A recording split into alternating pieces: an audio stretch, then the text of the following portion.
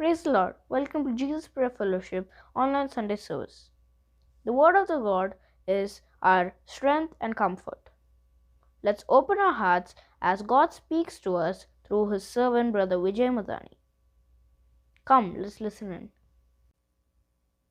Praise Lord. దేవుని నామముకు స్తోత్రము.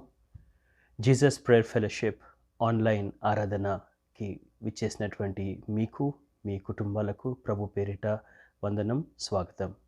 We welcome you in the most precious and matchless name of our Lord and Savior Jesus Christ. మాతో కూడా దేవుణ్ణి ఆరాధించడానికి, ఆయన వాక్యమును వినడానికి వచ్చినటువంటి వారిలో ఎవరైనా మొట్టమొదటిసారిగా వచ్చినటువంటి వాళ్ళు ఉన్నట్టయితే వారికి కూడా స్వాగతం. We welcome you and your family and your dear ones. మరి దేవుని యొక్క వాక్యంలోనికి వెళ్ళే ముందు మనము ఒక చిన్న మాట ప్రార్థన చేసుకుందాం. పరిశుద్ధాత్మ దేవుడు ఈ దినము నీతోనూ నాతోనూ మనందరితో మాట్లాడులాగున ఒకసారి మీరు ఎక్కడ ఉంటే అక్కడ మోకరించగలిగినట్లయితే మోకరించండి, కళ్ళు మూసుకునగలిగినట్లయితే కళ్ళు మూసుకోండి. దేవుని వైపు ప్రార్థనలో చూద్దాం. Shall we look to the Lord in prayer? పరిశుద్ధమైన మా దేవ, జీవం గల మా తండ్రి, మీకు స్తోత్రము. నీ వాక్యము మాకు జీవంనిచ్చేది తండ్రి. నీ కృపను బట్టి మీరు మమ్మల్ని ఈ దినము రక్షించారు, మీకు స్తోత్రము. అయ్యా, మీ రక్షణలోకి మీరు మమ్మల్ని నడిపించారు, మీకు వందనాలు. మీ పరిశుద్ధాత్మ అనుభవము మా జీవితాల్లోకి మీరు దయచేసినందుకు మీకు స్తోత్రము. పరిశుద్ధాత్మదేవ, ఇదిగో ఈ దినము తండ్రి మాతో ఏం మాట్లాడగోరుతున్నాడో అట్టి మాటతో మీరు మమ్మల్ని సంధించండి, మా జీవితాలను తాకండి. అయ్యా, మీరు మమ్మల్ని సరిచేయండి, ఓదార్చండి, జ్ఞానమును మాకు దయచేయండి. నీ వాక్యము ఈ సృష్టినే సృష్టించింది ప్రభువా. అయ్యా, మా జీవితాలను సరిచేయడము ఎంతో సులభం. కాబట్టి తండ్రి, ఈ దినము నీ వాక్యమును మీరు మాకు దయచేయండి, మాతో మాట్లాడండి, మహిమ పొందమని యేసు నామములో ప్రార్థిస్తున్నాం తండ్రి. Amen, amen, amen. Praise the Lord. ప్రభు కృపలో మీరందరూ కూడా బాగున్నారని మేము నమ్ముతున్నాం. మరి మీ ప్రార్థనలను బట్టి మేము, మా కుటుంబాలు, మేమందరం కూడా క్షేమంగా ఉన్నాం. Thank you for all your prayers. దేవుని వాక్యంలోనికి వెళ్దాం. ఈ దినము మనము మాట్లాడుకోబోతున్నటువంటి అంశము ఏంటంటే, నీతి సూర్యుని ఎదుట నిలిచినప్పుడు నీ నీతి ఏ పాటిది? నీతి సూర్యుని ఎదుట నిలిచినప్పుడు, ఆయన సముఖంలో నిలబడ్డప్పుడు నీ నీతి, నా నీతి ఏ పాటిది? బైబిల్ గ్రంథంలో దేవుడికి అనేక పేర్లు కలవు. అనేక మంది అనేక పేర్లు దేవుడికి ఇచ్చారు. ఒకతను యెహోవా ఈరే అని, యెహోవా నిస్సి అని, యెహోవా షాలోమ్ అని, యెహోవా రాఫా అని ఎన్నో పేర్లు మనకు బైబిల్ గ్రంథంలో రాయబడి ఉన్నాయి. కానీ మరి దేవుని యొక్క గుణగణాలను కూడా వర్ణిస్తూ, ప్రతిబింబిస్తూ మరి కొన్ని పేర్లు అక్కడ ఇచ్చారు. అయితే అందులో ఒక పేరు నేను మీకు ఈరోజు మరి ఒకసారి జ్ఞాపకం చేయాలనుకుంటున్నా. మలాకీ ప్రవక్త తన యొక్క మాటలు ఇక్కడ దేవుని ఆత్మ ద్వారా ప్రేరేపించబడి రాసినటువంటి మాటల్లో ఒక మాట నేను చదువుతా. మలాకీ గ్రంథము 4వ అధ్యాయము 2వ వచనము.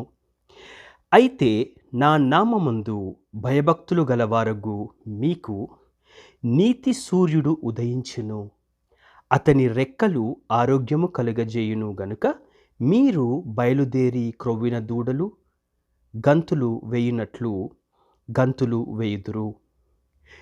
ఎందుకంటే ఆయన నామమందు భయభక్తులు గలవారగు మీకు నీతి సూర్యుడు ఉదయించును అని ఉంది. నీతి సూర్యుడు, ద సన్ ఆఫ్ రైటియస్నెస్, నీతి సూర్యుడు అనేటటువంటి పేరు దేవునికి ఇవ్వబడింది. అనేటటువంటి గుణము దేవునికి ఉన్నట్టుగా ఇక్కడ మనం చూస్తున్నాం. నీతికే గనక వెలుగు, నీతికే గనక సూర్యుని వంటి తేజస్సు కలిగినట్లయితే అది మన దేవుని యొక్క ప్రకాశము, అది మన దేవునిలాగా ఉంటుంది అని మనం ఇక్కడ క్లుప్తంగా అర్థం చేసుకోవచ్చు. మరి కోటి సూర్యుల కంటే మిన్న అయినటువంటి తేజస్సు గలవాడు, వెలుగునే వస్త్రముగా కప్పుకున్నటువంటి వాడు ఈ దినము నీకు నాకు దేవుడైనందుకు మనం ఎంతో సంతోషించాలి. We should be happy. Because we have a God who is so righteous. దేవుని నామంకి స్తోత్రము కలుగునిగాక.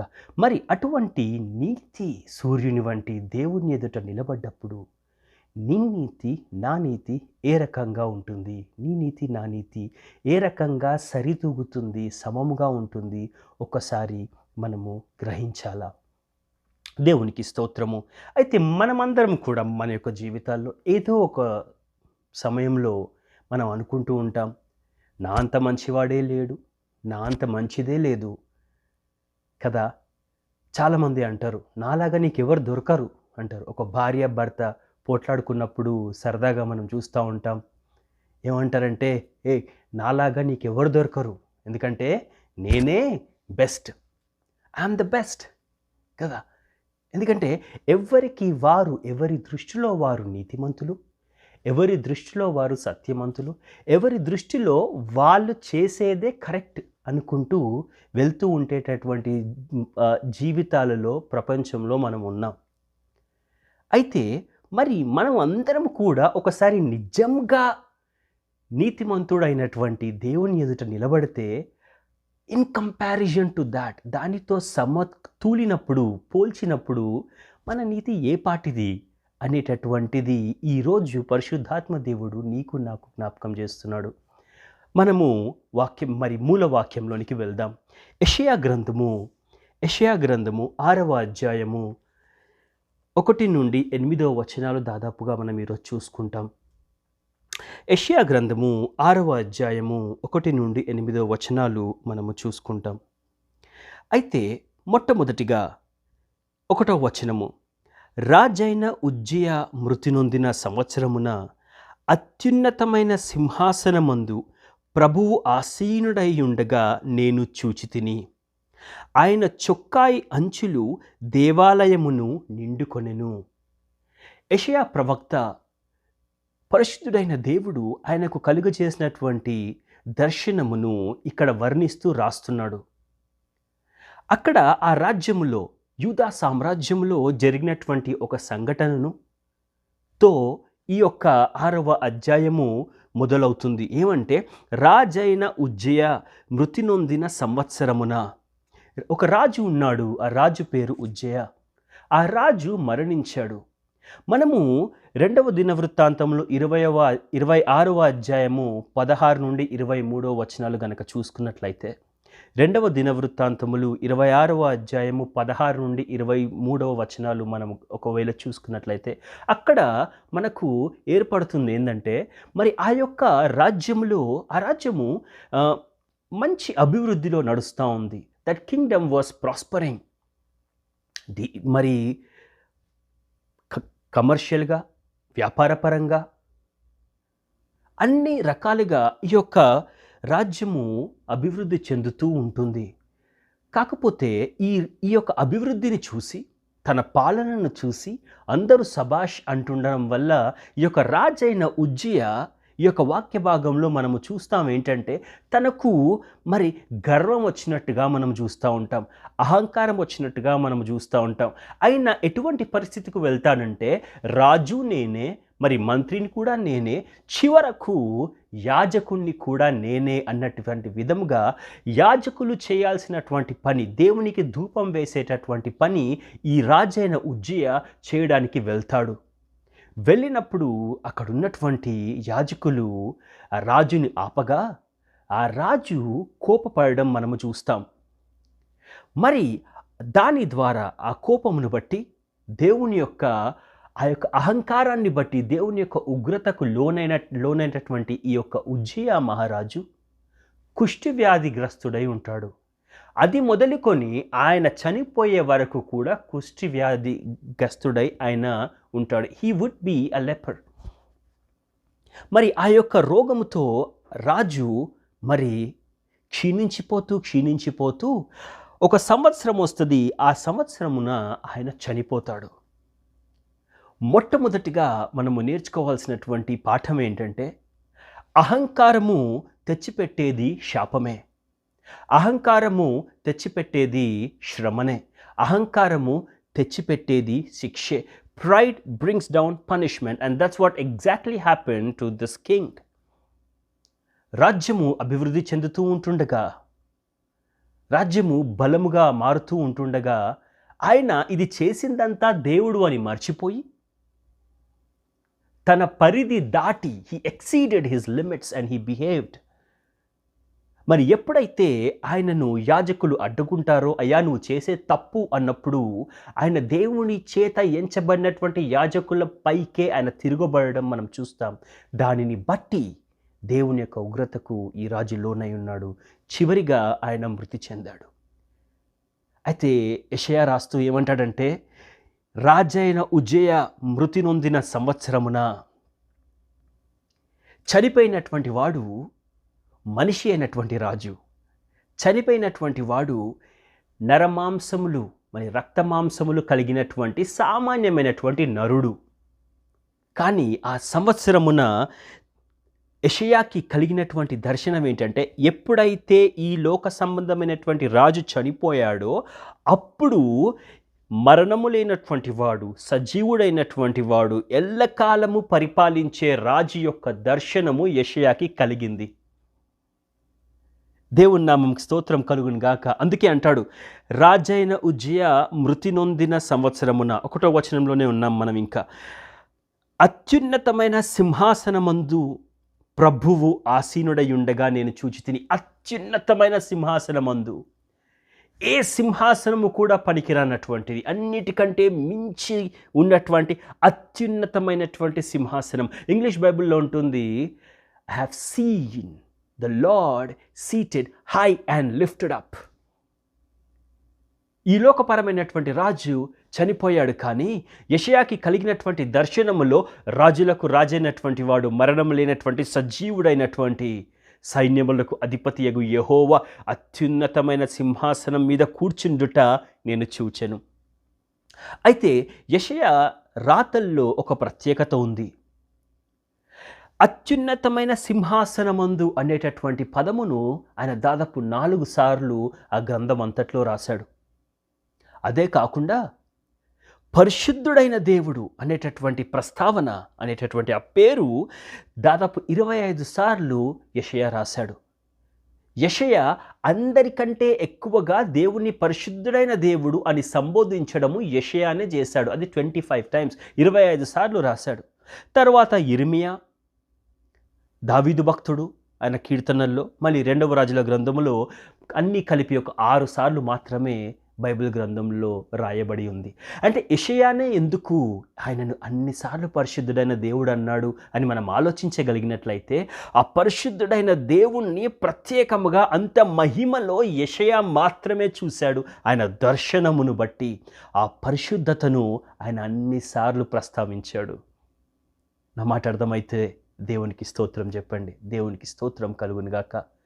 అయితే మొట్టమొదటిగా ఈ రాజు అయినటువంటి ఉజ్జయ, మనిషి అయినటువంటి ఉజ్జయ చనిపోయినటువంటి సంవత్సరమున అతి పరిశుద్ధుడైన దేవుడు, పరిశుద్ధుడైన రాజును ఇక్కడ యెషయా చూచాడు.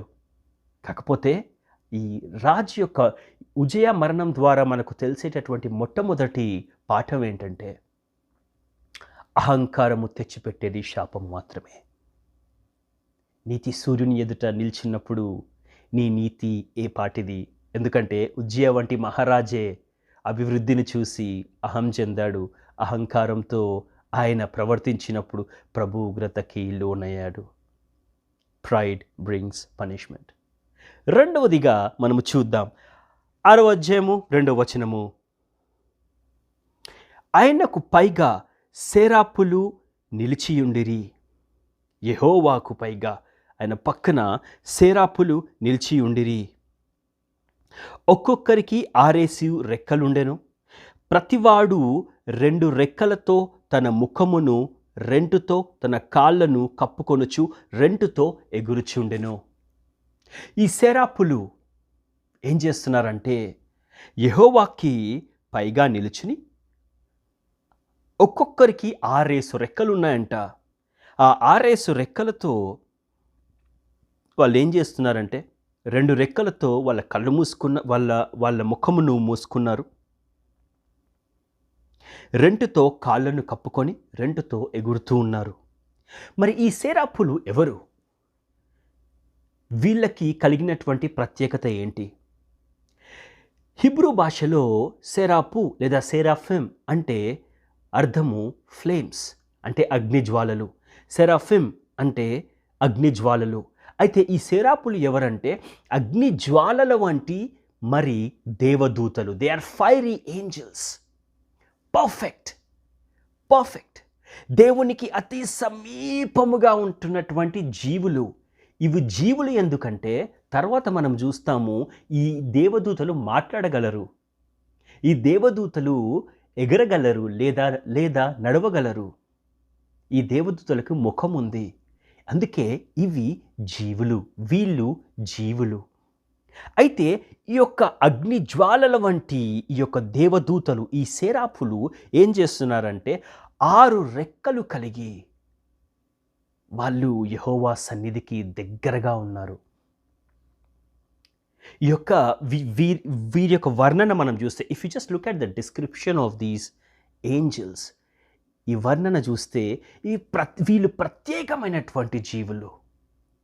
దేవుని నామముకు స్తోత్రం కలుగును గాక. They were perfect creatures. కానీ ఈ జీవులు యెహోవాకి దగ్గరగా ఉన్నప్పుడు ఒకసారి మనము చూద్దాం. అయితే వారు ఇక్కడ ఏమంటున్నారంటే, వారు తమ 2 రెక్కలతో ముఖమును మూసుకుంటున్నారు. ఎందుకంటే ఆ యొక్క పరిశుద్ధుడైన దేవుణ్ణి చూడలేక, ఆ యొక్క మహిమను తట్టుకోలేక వాళ్ళు ముఖమును మూసుకోవడం మనం ఇక్కడ చూస్తూ ఉంటాం. ఎందుకంటే ఇంత మహిమ కలిగినటువంటి జీవులు కూడా యెహోవా మహిమ ఎదుట వాళ్ళు పనికి రారు అని చెప్పి వాళ్ళ కండ్లను మూసుకోవడం మనం చూస్తూ ఉంటాం. వాళ్ళు యెహోవాకి చాలా దగ్గరగా ఉండడము యెషయా చూశాడు. ఎంతో దగ్గరగా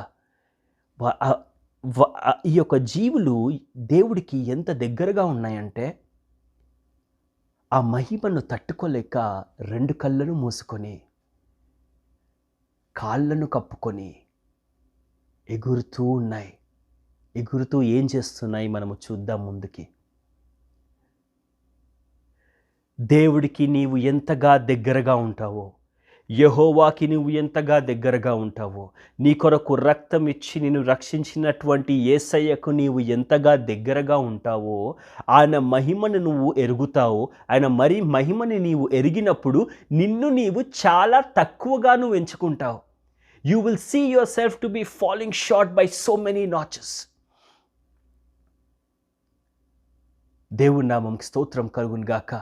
ఈ యొక్క అగ్నిజ్వాలల వంటి గొప్ప దేవదూతలు కూడా ఆ పరిశుద్ధ దేవుని సన్నిధిలో ఉన్నప్పుడు కళ్ళు మూసుకుంటున్నాయండి.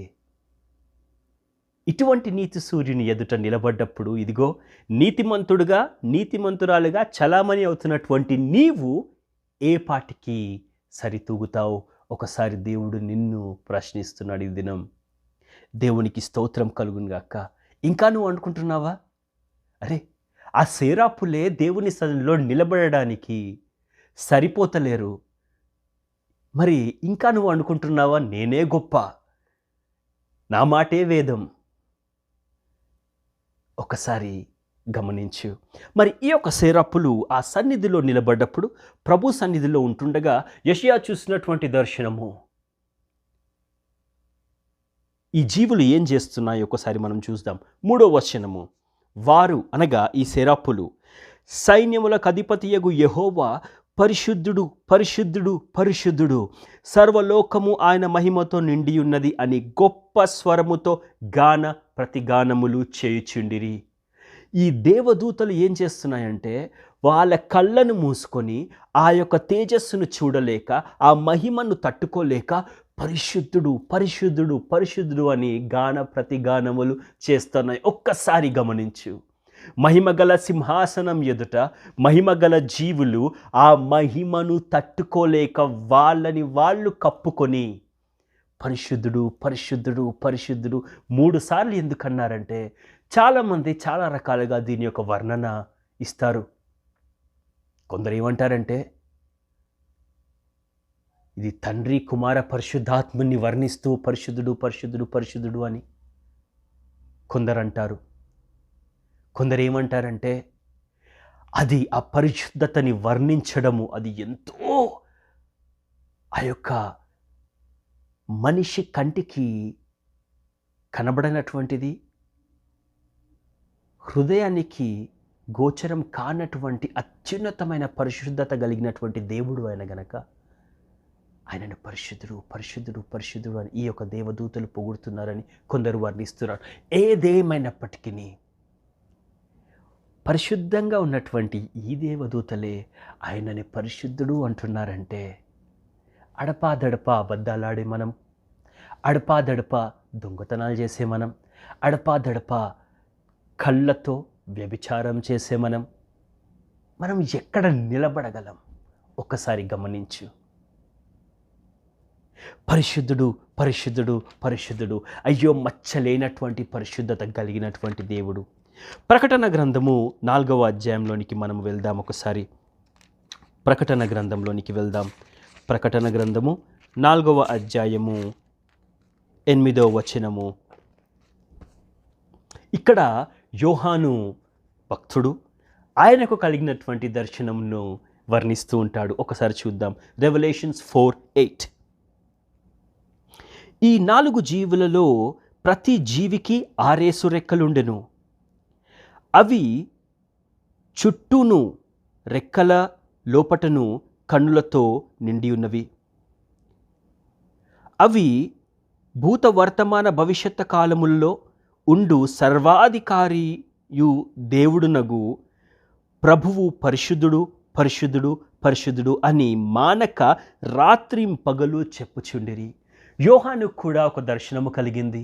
పరిశుద్ధాత్మ దేవుడు వారి యొక్క భక్తులకి ఈ యొక్క ఆత్మీయ సంగతులు బయలుపరుస్తున్నప్పుడు ఒక్కొక్కరికి ఒక్కొక్క రకంగా బయలుపరచడండి. యెషయాకి కలిగినటువంటి దర్శనమే. యెషయా చూసినటువంటి పరిశుద్ధుడైన దేవుణ్ణి యోహాను చూశాడు. యెషయా చూసినటువంటి సేరాపులను యోహాను చూశాడు. యెషయా చూసినటువంటి అదే సన్నివేశము అదే దర్శనము యోహాను చూశాడు.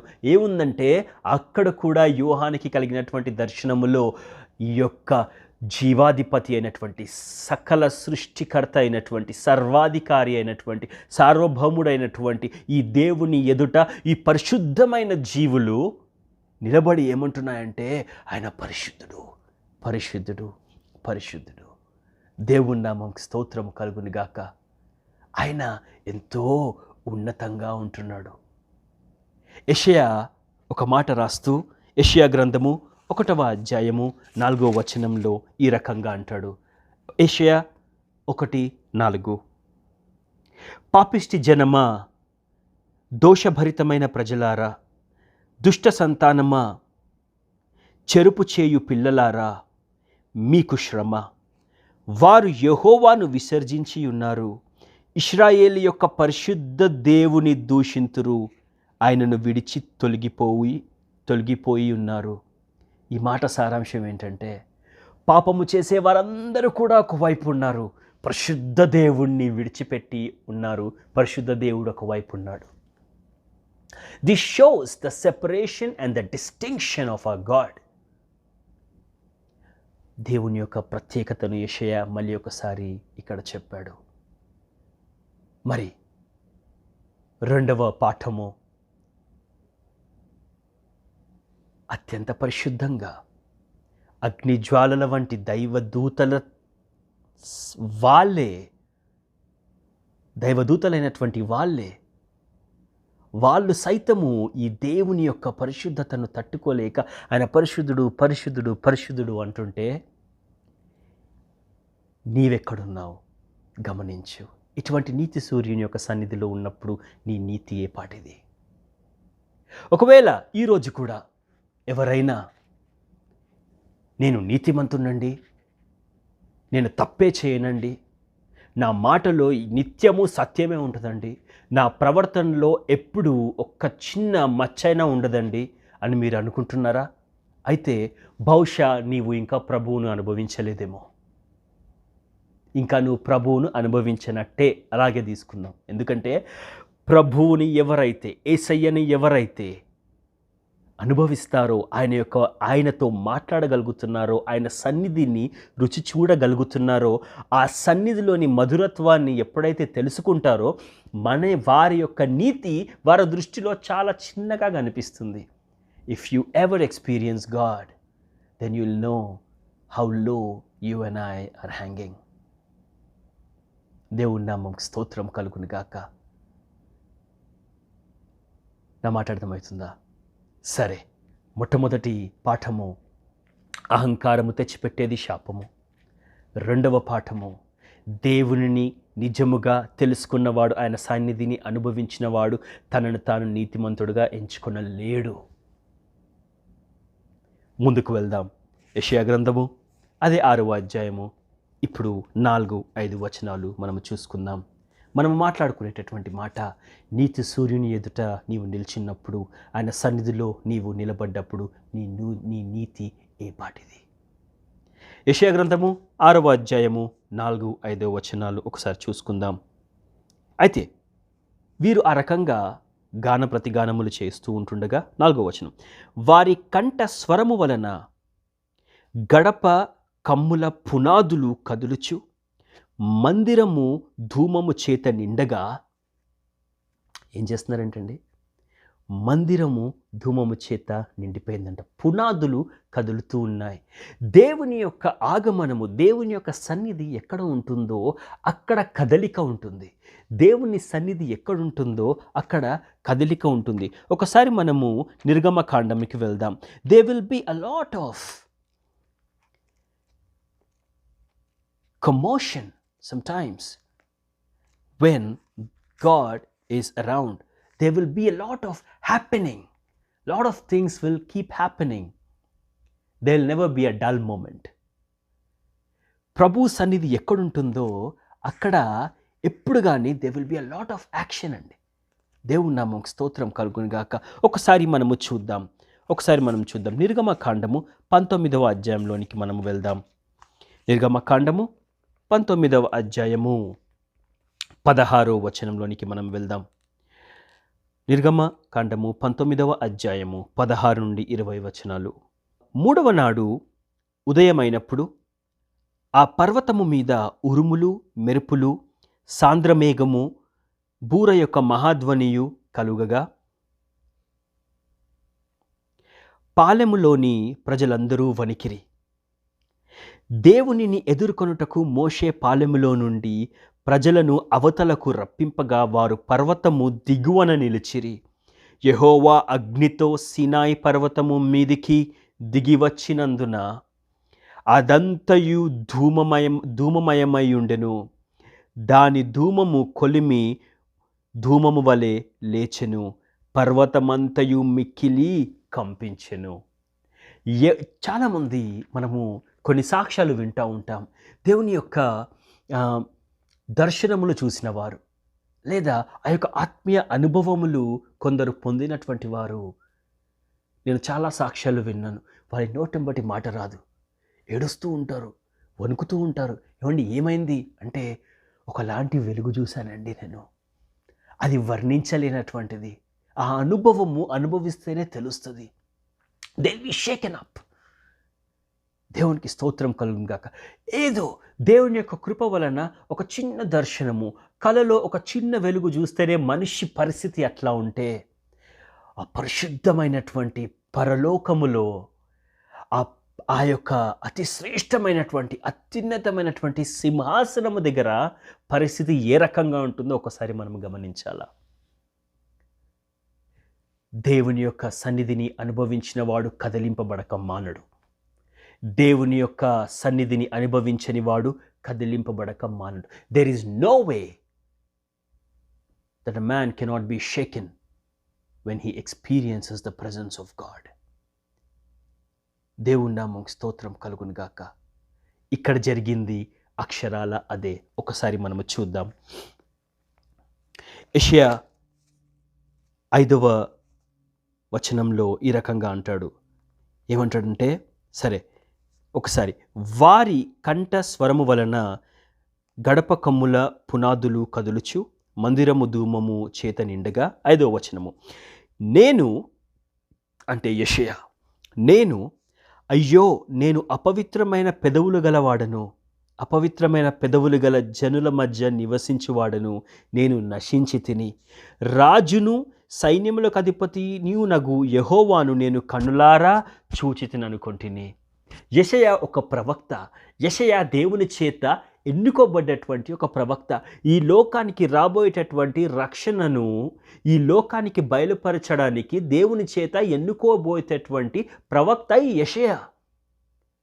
ఒక భక్తి గలవాడు, దేవుని యొక్క దృష్టిలో అంగీకారయోగ్యమైనటువంటి జీవితము జీవిస్తున్నటువంటి ఈ మనిషే ఏమంటున్నాడంటే, దేవుని సన్నిధి ఒక్కసారి చూడగానే అంటున్నాడు, అయ్యో నేను అపవిత్రమైన పెదవులు గలవాడను, నేను అపవిత్రమైన పెదవులు గలవాడను. ఇంగ్లీష్ బైబిల్లో ఉంటుంది, వో to me I'm a man of sinful lips. అయ్యో నేను అపవిత్రమైన పెదవులు గలవాడను. ఆ ప్రభు యొక్క సన్నిధి చూచిన తర్వాత ఆ నీతి సూర్యుని దర్శనము చిన్నగా, జస్ట్ ఎ గ్లిమ్స్, ఒక చిన్న దర్శనము, ఆయన యొక్క సన్నిధి, ఆ యొక్క సింహాసనమును చూసిన వెంటనే యెషయా వణికిపోతూ ఏమంటున్నాడంటే, అయ్యా నేను అపవిత్రమైన పెదవులు గలవాడను. నేను నిల్చునేటటువంటి ఈ స్థలము, నా చుట్టూ ఉన్నటువంటి జనము అందరూ కూడా అపవిత్ర జీవితాలు కలిగినటువంటి వాళ్ళు. నేను పరిశుద్ధుడైన దేవుణ్ణి చూశాను, నేను నశించిపోతానేమో భయముతో వణికిపోతున్నాడు. దేవుని నామముకు స్తోత్రం కలుగునుగాక. యెషయా నేను పాపపు పెదవులు గలవాడను అని ఎప్పుడు తెలుసా అండి గ్రహించాడు? నీతి సూర్యుని చూసినప్పుడు,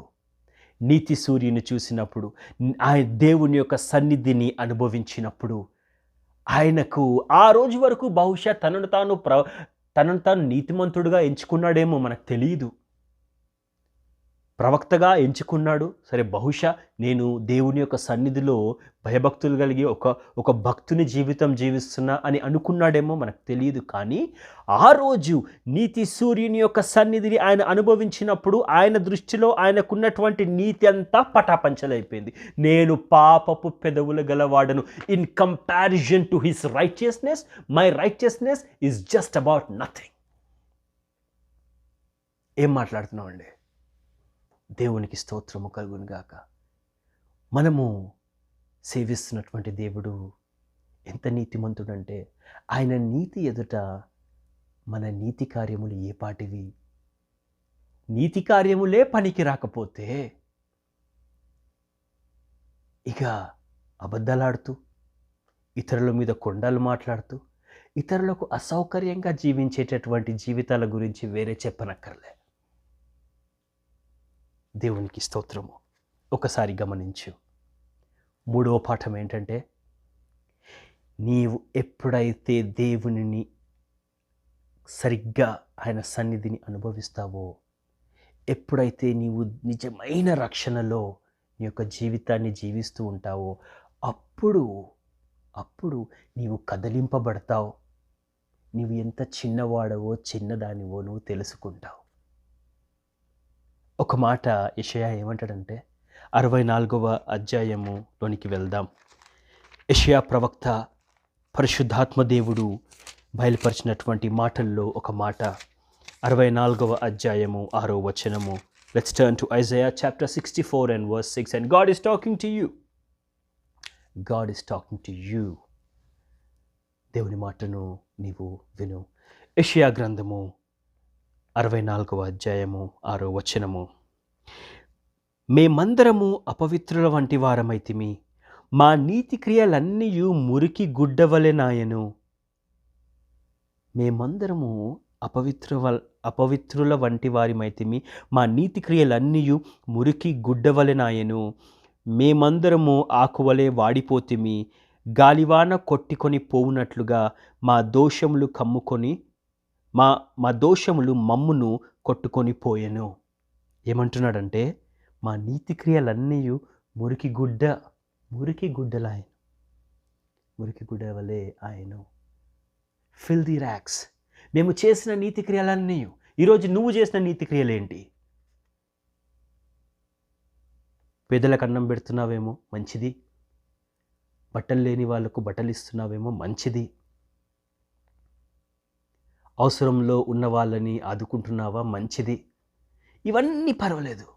ఇవన్నీ కూడా ఆ నీతి సూర్యుని యొక్క నీతి ఎదుట మురికి గుడ్డతో సమానమని ప్రవక్త అంటా ఉన్నాడు. ఒకసారి గమనించినవా? మరి ఇవి కూడా లేనటువంటి వారి పరిస్థితి ఏంటి? బహుశా ఈరోజు నువ్వు అటువంటి జీవితంలో ఉన్నావు. Maybe you're in a quarter that doesn't even meet the minimum standard. ఒకసారి గమనించు. ఆ యొక్క అతి చిన్న స్థాయి కలిగినటువంటి నీతి గల జీవితం కూడా నీలో లేదేమో ఒకసారి గమనించు. అది ఉన్నవారి పరిస్థితే ఇక్కడ అంటున్నాడు, మా నీతి క్రియలన్నీ కూడా, మేము ఎన్ని నీతి క్రియలు చేసినా అవి యెహోవా ఎదుట మురికి గుడ్డతో సమానం. ఎందుకంటే ఆ యొక్క సేరాపులు సైతము, దేవదూతలు సైతము, పరిశుద్ధ దూతలు సైతము, అగ్నిజ్వాలల వంటి దూతలు సైతము ఆయన సింహాసనం ఎదుట ఆ యొక్క పరిశుద్ధతను తట్టుకోలేక ఈయన పరిశుద్ధుడు పరిశుద్ధుడు పరిశుద్ధుడు అంటా ఉంటే అది చూసినటువంటి ప్రవక్త అయినటువంటి భక్తుడైనటువంటి యెషయా, అయ్యో నేను పాపము పెదవుల గలవాడను, నేను మిమ్మల్ని చూడ్డానికి పనికిరాను, చూసినటువంటి వాడిని నేను నశించిపోతానేమో అని భయపడుతూ ఉంటే కాలు మీద కాలేసుకొని ఈ దినం బహుశా వాక్యం వింటున్నటువంటి నీ పరిస్థితి ఏంటి గమనించు. దేవునికి స్తోత్రం కలుగునుగాక. దావీదు భక్తుడు ఏమంటాడంటే 8వ కీర్తన ఒకసారి మనము చూద్దాం. దావీదు కీర్తనల్లో 8వ కీర్తన మనము చూద్దాం. దేవునికి స్తోత్రం కలుగునుగాక. Psalms 8. Let's turn to Psalms 8. దావీదు రాసినటువంటి కీర్తనలు 8వ కీర్తనలోనికి వెళ్దాం. 1 నుండి 4 వచనాలు మనం చూసుకుందాం. యెహోవా మా ప్రభువా, ఆకాశములలో నీ మహిమను కనపరచువాడా, భూమి అందంతటా నీ నామము ఎంత ప్రభావం గలది. శత్రువులను పగ తీర్చుకొను వారిని మాన్పివేయుటకై నీ విరోధులను బట్టి బాలుర యొక్క చంటి పిల్లల యొక్కయు స్తుతుల మూలమున నీవు ఒక దుర్గమును స్థాపించి ఉన్నావు.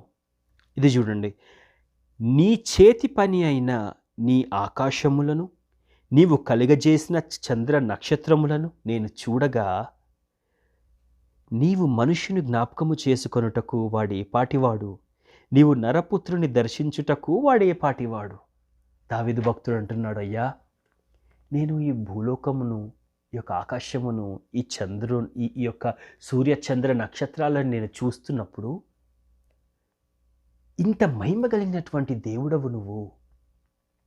శూన్యంలో భూమిని వేలాడదీసినటువంటి వాడవు, చుక్కలను పేర్లు పెట్టి పిలిచినటువంటి వాడవు, వారికి లెక్క కుదిర్చినటి వాడవు, ఆకాశంను చాపవలే చుట్టినటువంటి వాడవు. నీకు ఇటువంటి గొప్ప దేవుడు అయినటువంటి నీకు నరుణ్ణి జ్ఞాపకం చేసుకునే అవసరం ఏముంది? నరపుత్రుని గురించి లక్ష్య పెట్టేటటువంటి అవసరం ఏముంది అంటున్నాడు దావీదు. చూసారా, యెషయా అంటున్నాడు, అయ్యో నేను పాపపు పెదవుల గలవాడనండి. ఆయన సన్నిధిలో నిలబడ్డప్పుడు నాకు అర్థమైంది నేనేంటో. ఈ దినము దేవుడు అంటున్నాడు, ఒకసారి నిన్ను నువ్వు కొలుచుకొని చూడాలంటే దేవుని సన్నిధికి నువ్వు వెళ్ళాలి. నువ్వు ఎక్కడున్నావో ఆయన సన్నిధిలో నిలబడ్డప్పుడు మనకి అర్థమవుతుంది. Which is the yard stick, which is the measure? The measure is the word of God. దేవునికి స్తోత్రము. ఇదిగో ఇది ఏ కొలమానం.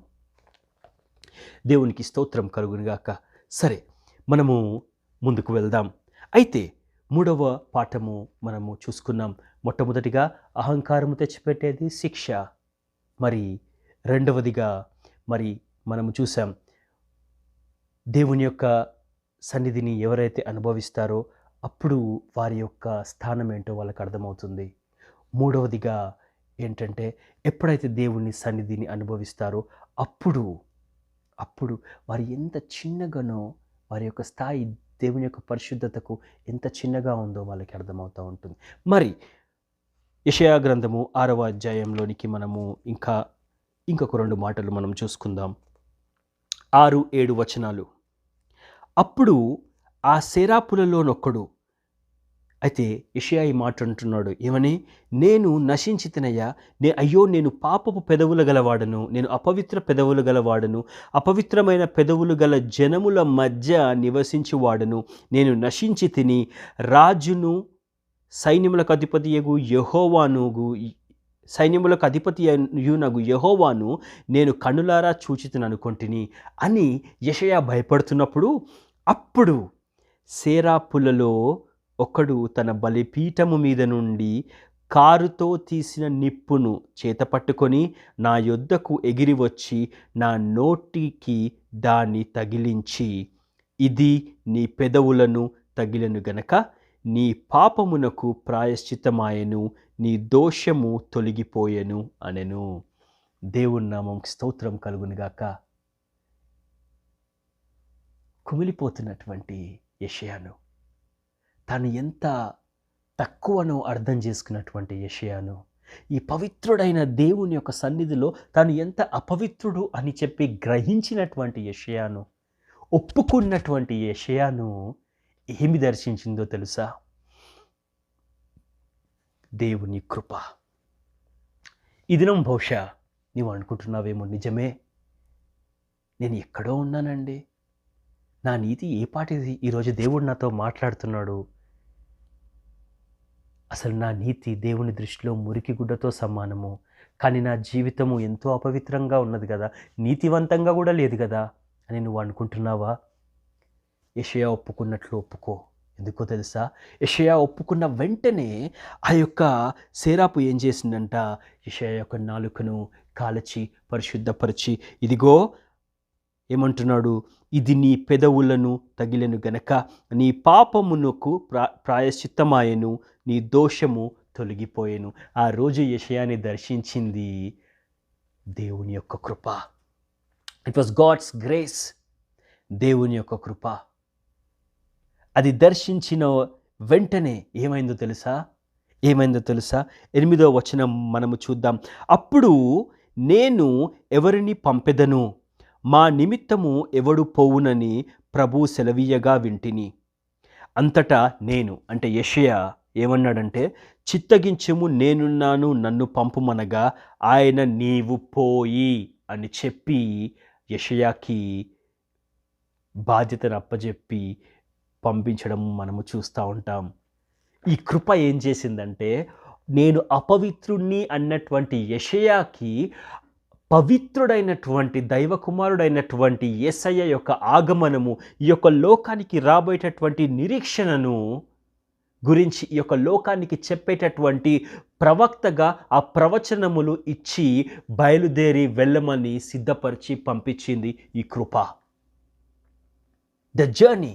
అయ్యో నేను అపవిత్రుడను అనేటటువంటి వ్యక్తిని, ఇదిగో పవిత్రుడు రాబోతున్నాడు అనేటటువంటి ప్రవచనమును ఇచ్చింది కృప. చాలామంది అంటారు, దేవుడు నాకు చేసింది ఏంటండి? అద్భుతమేంటో తెలుసా? యెషయా ఇంకా అపవిత్రంగా నేను అపవిత్రుడను అని ఒప్పుకున్నటువంటి వాడికి కృపనిచ్చి, పర్వాలేదు, ఇదిగో నేను నిన్ను పవిత్రపరచాను గనక ఇక వెళ్ళి ఈ లోకానికి రాబోయేటటువంటి రక్షకుని గురించి నీవు చెప్పు అని పంపించిన దేవుడున్నాడే. అది అద్భుతము. ఆ కృప ఏదైతుందో అది అద్భుతము. ఇంకా నీవు పాపములోనే ఉంటుండగా, ఇంకా నీవు ప్రభువుని ఎరగకుండా వాక్యం వింటున్నటువంటి నీవు విచ్చలవిడి జీవితంలో జీవిస్తూ ఉంటుండగా, ఒకరోజు దేవుడు నిన్ను రక్షించి పిలిచి పేరు పెట్టి బాప్తిస్మం తీసుకోవడానికి కృపనిచ్చి ఆయన జనములో నిన్ను చేర్చాడే, నీకు దేవుడుగా ఆయన ఉన్నాడే, అది అద్భుతము. అంతకంటే అద్భుతం ఏముంటుందండి? అత్యంత పరిశుద్ధమైనటువంటి సింహాసనం మీద ఉన్నటువంటి అత్యంత పరిశుద్ధుడైనటువంటి దేవుని యొక్క సన్నిధిలో నిలబడడానికి యోగ్యత కూడా లేనటువంటి మనను రక్తమిచ్చి రక్షించి పరలోకములో ఆయనతో జీవించడానికి నిత్య జీవం కొరకు ప్రణాళిక వేసి అగ్నిలో మనము కాలిపోకుండా నిత్యము మండేటటువంటి అగ్నిలో మనము నిత్యము కాలిపోకుండా కాపాడడానికి ఆయన యొక్క సొంత కుమారుణ్ణి పంపించి మన పాపములను మోసుకొని మన గాయములను సిలువ పైన తీసుకొని నీకు నాకు నిత్య జీవం అనేటటువంటి వరమునిచ్చున్నాడే. మరి ఇంకా మనం పాపంలో ఉంటుండగానే మనకి ఇచ్చినటువంటి ఈ యొక్క కృపని మించినటువంటి అద్భుతము ఏముంటుంది? What else can be a miracle? ఒకవేళ ఈ అద్భుతాన్ని బట్టి గనక నీవు మారకపోతే ఇంకా ఏ అద్భుతానికి నువ్వు మారవు. నీకు కళ్ళొచ్చినా మారవు, నీకు కుంటుతున్నటువంటి కాళ్ళు మరి తిరిగి వచ్చినా మారవు, చనిపోయిన వారు లేచినా కూడా నువ్వు మారవు. ఎందుకో తెలుసా? ఇవన్నీ కూడా ఈ అద్భుతంతో పోలిస్తే ఇంకా చిన్నవే. The greatest miracle that humankind has ever seen is the miracle of salvation, where we didn't deserve anything, but then the Creator has died an undeserving death for you, for me. మనవాళికి నీకు దేవుడు చూపినటువంటి అతి శ్రేష్టమైన అద్భుతమే రక్షణ. ఎందుకంటే ఆయన సన్నిధిలో దేవదూతలే నిలబడలేరు. అటువంటి గొప్ప దేవుడు నీ కొరకు నా కొరకు ఈ లోకంలోనికి వచ్చి సిలువ మీద మరణము పొందాడు. అంతకంటే అద్భుతం ఏముంటుందండి? అటువంటి నీతి సూర్యుని ఎదుట నీ నీతి ఏ పాటిది, నా నీతి ఏ పాటిది? దేవునికి స్తోత్రము. 4వ మాట, దేవుని యొక్క కృప మాత్రమే, దేవుని యొక్క కృప మాత్రమే మనను విడుదల చేసేటటువంటిది. Only the grace of God can deliver. But అది ఎప్పుడు జరుగుతుందంటే నీవు నీ బలహీనతను ఒప్పుకున్నప్పుడు. యెషయా ఒప్పుకున్నాడు. ఆయన సన్నిధి ముందు నిలిచినప్పుడు, ఆయన పవిత్రత ముందు నా పవిత్రత ఏ పాటిది, నేను పాపిని అని ఒప్పుకున్నప్పుడు దేవుని యొక్క కృప వెంటనే వచ్చింది. పాపిగా తన్ను తాను ఎంచుకున్నటువంటి ఈ ప్రవక్తను పరిశుద్ధుని యొక్క ఆగమనం కొరకు ఎంచుకుంది. ఇదే కదా మరి యేసయ్య జక్కయ్య ఇంటికి వెళ్ళినప్పుడు మారుమాట మాట్లాడలేదు యేసయ్య. యేసయ్య ఒక కృపను అనుభవించాడు. He experienced the love and grace of Jesus Christ. Yesu యొక్క కృపను అనుభవించినటువంటి జక్కయ్య అప్పటి వరకు ఒక సుంకపు గుత్తదారుడుగా, ట్యాక్స్ కలెక్టర్ లాగా జీవిస్తూ, బాగా డబ్బులు ఉన్నటువంటి వ్యక్తిగా, పేరు మోసినటువంటి వ్యక్తిగా, జనం ఏమనుకున్నా పర్లేదు, ఆయన మాత్రము నేను చేసేదే కరెక్ట్ అనుకుంటూ జీవిస్తూ ఉంటున్నటువంటి జక్కయ్య యేసయ్యని ఎప్పుడైతే చూశాడో, ఆయన జీవితం ఎంత చిన్నదో, ఆయన నీతి ఏ పాటిదో తనకు అర్థమైపోయిందండి. He realized how small he was. తన యేసయ్య యొక్క ఒక సన్నిధికి ఆయన ఉన్నప్పుడు, ఆ సన్నిధిని అనుభవించినప్పుడు జక్కయ్య అనడము మొదలుపెట్టాడు, ప్రభువా నేను పాపిని, ఇదిగో నేను ఈ రోజు వరకు తీసుకున్నటువంటి సుంకము, అన్యాయంగా తీసుకున్నటువంటి ఆ యొక్క డబ్బులో నేను తిరిగి రెట్టింపు 4 ఇస్తా అని మీరు చూస్తూ ఉంటారు. హీ ప్రామిస్డ్ మల్టీఫోల్డెడ్, నేను తిరిగి ఇచ్చేస్తా ప్రభువా. జక్కయ్య కృపను అనుభవించాడు. దాంతో యేసయ్య ఏమన్నాడంటే, జక్కయ్య ఈరోజు నీ ఇంటికి రక్షణ వచ్చింది, నీవు అనుకున్నటువంటి సమయంలో రక్షణ వచ్చింది. పరిశుద్ధుడైన దేవుని అతి లోక సుందరుడైనటువంటి యేసయ్య ఆయన యొక్క గృహంలో ఉన్నప్పుడు ఆ సన్నిధిని చూసినటువంటి జక్కయ్య తాను ఎంత పాపినో అర్థమైపోయింది. తాను ఈ నీతి సూర్యుని ఎదుట నిలబడలేక నేను పాపిని అని ఒప్పుకున్నప్పుడు ఇతను ఏం చేశాడంటే, జక్కయ్యను నీతిమంతుడిగా ఎంచి, ఇదిగో పాపము ఒప్పుకున్నటువంటి నీకు ఈరోజు కృప దొరికింది. దేవుని నామమునకు స్తోత్రం కలుగును గాక.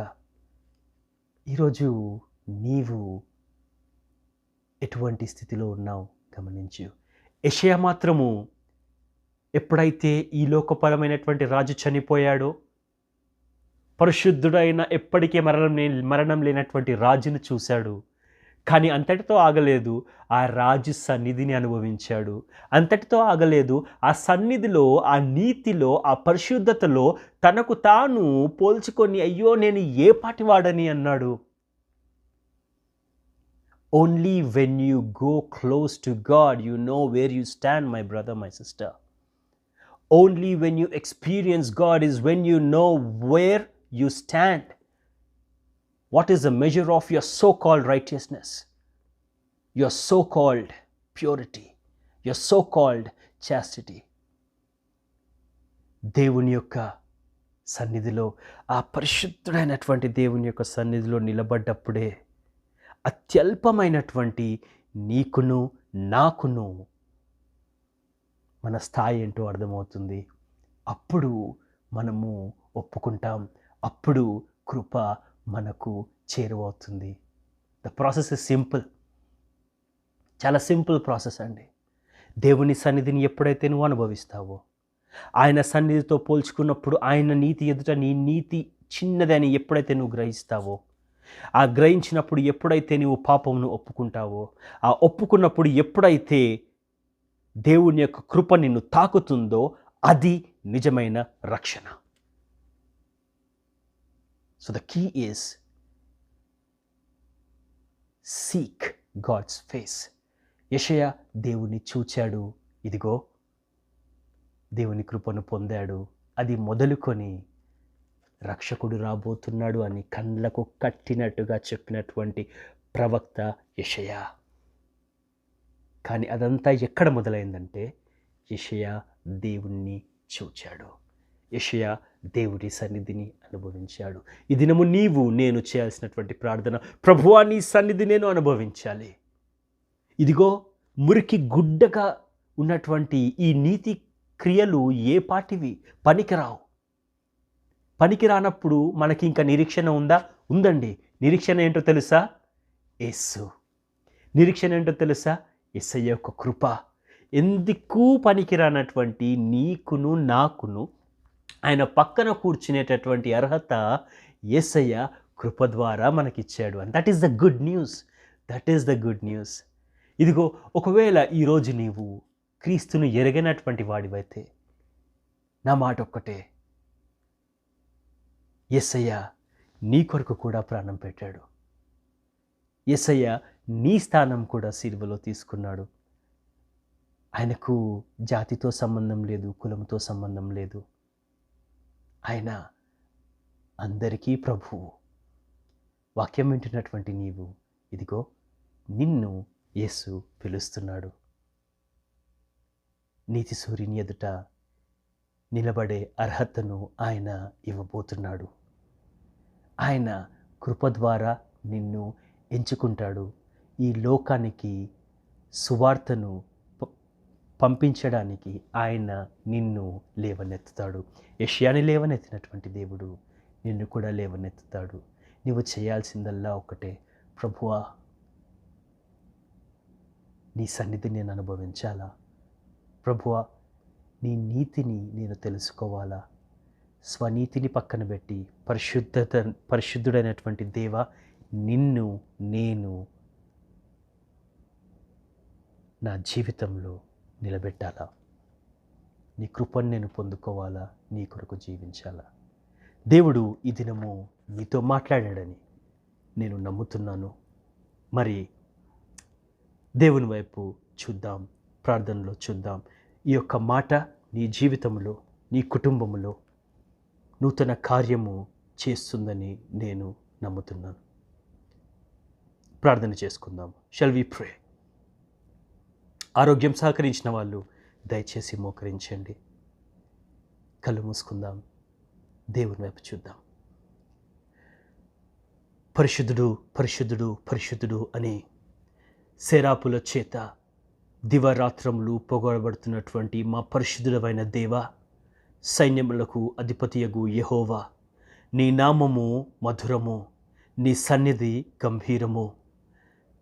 కోటి సూర్యుల కంటే మిన్నైనటువంటి తేజస్సులో నివసిస్తున్నటువంటి మా దేవ, వెలుగుని వస్త్రముగా కప్పుకున్నటువంటి మా దేవ, నీకు స్తోత్రము రాజా. మీ ఎదుట నిలబడడానికి ఏ మానవుడికి అర్హత లేదు. దేవదూతలు సైతము వణుకుతున్నారు ప్రభువా. అయ్యా, అటువంటిది నా తండ్రి మేము ఏ పాటి వారము. మీరు ఎంతో పరిశుద్ధులు. మరోవైపు మేము అపవిత్ర పెదవులు కలిగినటువంటి వాళ్ళము, అపవిత్ర జనముల మధ్య నివసిస్తున్నటువంటి వాళ్ళము. మాకు ఏ అర్హత లేదు తండ్రి. కానీ యేసు రక్తము చేత మీరు మమ్మల్ని కొన్నారు. మీరు మాకు కృప ద్వారా రక్షణనిచ్చారు.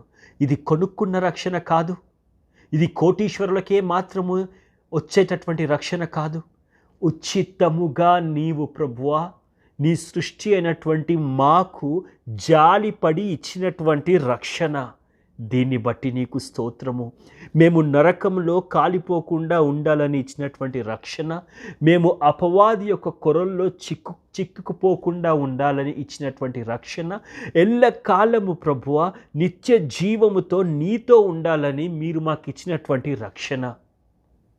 మమ్మల్ని మేము నీతిమంతులుగా ఎంచుకున్న తరుణాలు మేము జ్ఞాపకం చేసుకుంటున్నాము తండ్రి.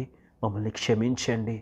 ఇతరులను ప్రభువా మాకంటే తక్కువ నీతిమంతులుగా, మాకంటే తక్కువ పరిశుద్ధులుగా మేము దూషించి మమ్మల్ని మేము హెచ్చించుకున్నామేమో. ఒకసారి మమ్మల్ని మన్నించండి, మమ్మల్ని క్షమించండి తండ్రి. అయ్యా నా తండ్రి, మా నీతి క్రియలే మురికి గుడ్డతో సమానమైతే మా అవినీతిపరమైనటువంటి జీవితాలకు దిక్కేంటి యేసయ్యా? ఒకసారి మమ్మల్ని మన్నించండి. మీ రక్తము చేత మమ్మల్ని ఈ దినము కడగండి. నీ వాక్యము ఎంతమంది అయితే వింటున్నారో వారి యొక్క జీవితాల్లో, వాళ్ళ గృహాల్లో, వాళ్ళ యొక్క కుటుంబాల్లో మీరు నూతన కార్యము చేయమని ప్రార్థిస్తున్నాం. నూతన కార్యమును చేయండి నా తండ్రి. నీతి సూర్యుడా, మీ నీతిని వారి యొక్క జీవితాల్లో మీరు ప్రకాశింపజేయండి. అనారోగ్యముతో ఈ యొక్క మాటలు వింటున్నటువంటి వారిని మీరు స్వస్థపరచండి. అయ్యా, అప్పుల బాధలో ఉన్నటువంటి వారికి మీ గుప్పిల్ని విప్పి సహాయము చేయండి తండ్రి. అపవాది బంధకములో, చీకటి బంధకములో అయ్యా దురాత్మ ప్రభావములతో ఉన్నటువంటి వారు తండ్రి నీకు స్తోత్రము. అటి వారిని మీరు దర్శించండి. నీ నీతిగల దయగల దక్షిణ హస్తమును మీరు చాచి మీరు విడుదల దయచేయమని ప్రార్థిస్తున్నాము. యేసయ్యా నీకు స్తోత్రము. వాళ్ళ పెదవులను తాకండి, వారి హృదయములను తాకండి. యేసయ్యా, ఏ రకంగా అయితే యెషయాని ఎన్నుకున్నావో ఈ వాక్యం వింటున్నటువంటి వీళ్ళలో అనేక మందిని మీరు ఎన్నుకోమని ప్రార్థిస్తున్నాం. కోతెంతో విస్తారమవుతుంది నాయన. కోతకు పనివారు కొదువుగా ఉంటుండగా ఇదిగో నీవు ఈ క్షణము సంధిస్తున్నటువంటి ఈ జనముల్లోంచి మీరు పనివారిని లేవనెత్తండి యేసయ్యా. అంత్యదినముల్లో మేము ఉంటున్నాము తండ్రి. కానీ నిరీక్షణ లేకుండా అయితే మేము లేము. ఎందుకంటే మా కొరకు నాజీరు చేయబడ్డటువంటి యేసయ్య కృపను తీసిపెట్టాడు గనక మా కొరకు విజ్ఞాపన చేసినటువంటి యేసయ్య యొక్క కృపని బట్టి మేము రక్షించబడ్డాము తండ్రి. అయినను మా తప్పులను ఈ దినం మీరు మన్నించండి అయ్యా. మీ రక్తము చేత మమ్మల్ని కడగండి. మరి ఒకసారి వాక్యం వింటున్నటువంటి ఒక్కొక్కరి జీవితాల్లో మీ నూతన కార్యములు చేయమని, వారి గృహాలను, వారి యొక్క రాబడిని, వారి యొక్క ఉద్యోగాలను, వారి యొక్క వ్యాపారాలను మీరు దీవించండి. ఇచ్చే హస్తములుగా మీరు వారిని మార్చమని అయ్యా. ఎల్లకాలము ఏదేమైనప్పటికీ మీకు మహిమ తెచ్చే బిడ్డలుగా మీరు మమ్మల్ని అందరినీ దీవించమని ఈ కొద్ది విన్నపమును యేసు నామములో ప్రార్థిస్తున్నాము తండ్రి. ఆమేన్, ఆమేన్, ఆమేన్. దేవుడు మీతో మాట్లాడాడని మేము నమ్ముతున్నాం.